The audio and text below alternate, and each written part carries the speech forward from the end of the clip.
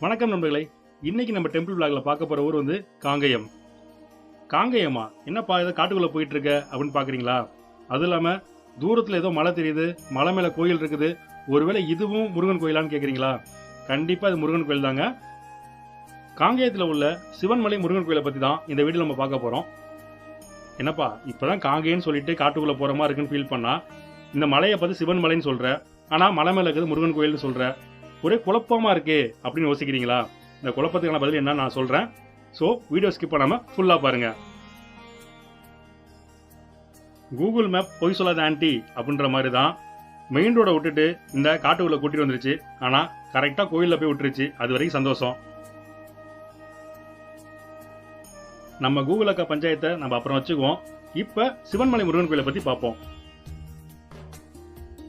சிவன்மலை முருகன் கோவில் இந்த கோயில் எங்க இருக்குது அப்படின்னா நம்ம திருப்பூர் மாவட்டம் காங்கேயத்துல தான் இருக்குது.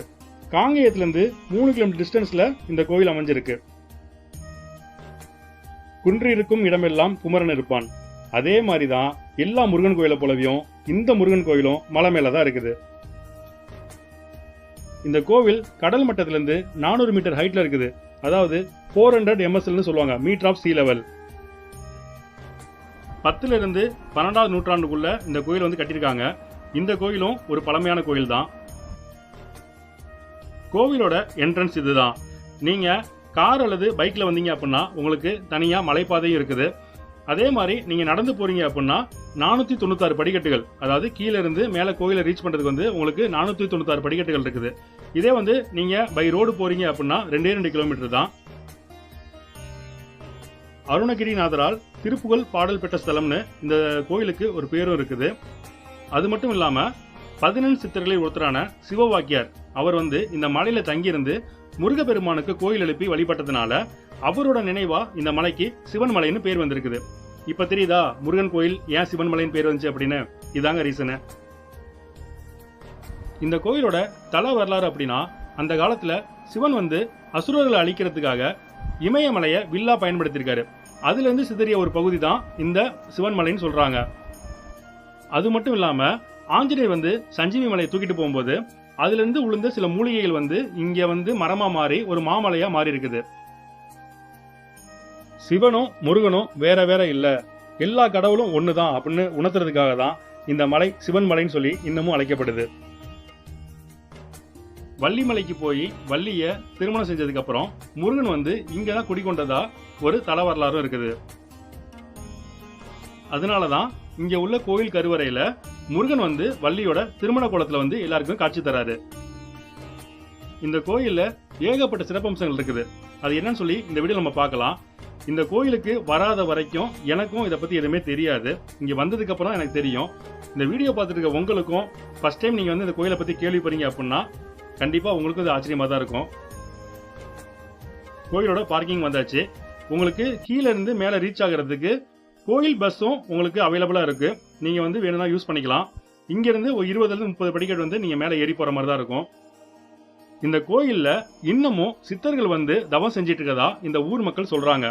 இந்த கோயிலுக்கு பேரே வந்து சித்தர்கள் உலாவரம் சிவன்மலை அப்படின்னு தான் வந்து இங்க சொல்லுவாங்களாம். நீங்க ஒருவேளை புண்ணியம் செஞ்சிருந்தீங்க அப்படின்னா உங்க கண்ணுக்கு அவங்க பட வாய்ப்பு இருக்கு அப்படின்னு இங்க இருக்கவங்க சொல்றாங்க. எல்லா கோயிலையுமே முதல் பூஜை விநாயகருக்கு தான் பண்ணுவாங்க. ஆனா இந்த கோயில்ல மட்டும்தான் முதல் பூஜை முருகருக்கு பண்ணுவாங்க. இது வேற எந்த கோயிலுமே கிடையாது. அடுத்ததா இந்த கோயிலே ரொம்ப ரொம்ப முக்கியமான விஷயம்னா அது இதுதான். கோயிலுக்குள்ள நீங்க என்ட்ரு ஆனோடனே ஒரு பாக்ஸ் மாதிரி வச்சிருப்பாங்க. அந்த பாக்ஸ்ல வந்து ஆண்டவன் உத்தரவுன்னு சொல்லி போட்டிருக்கோம்.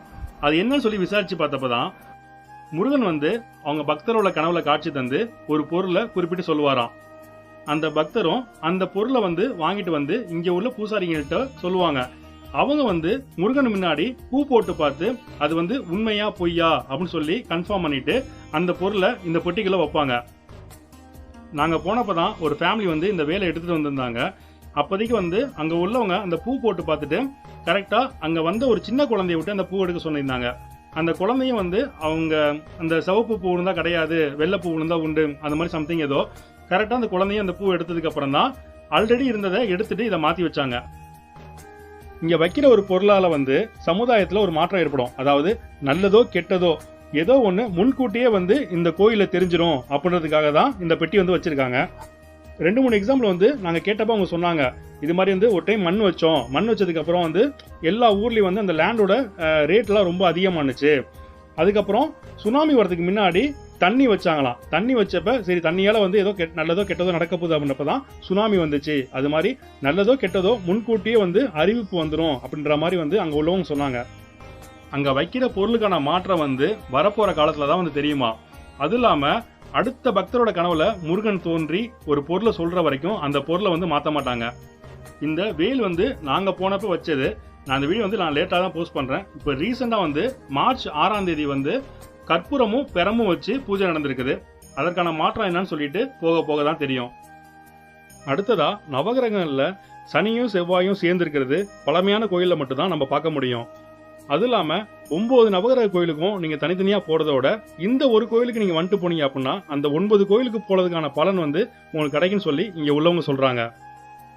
இந்த கோயில உள்ள நவகிரகங்களை நீங்க 9 முறை சுத்தி வரும்போது உங்களுக்கான பிரச்சனையில இருந்து விடுபடலான்றது இங்க உள்ள ஒரு ஐதீகமா இருக்குது.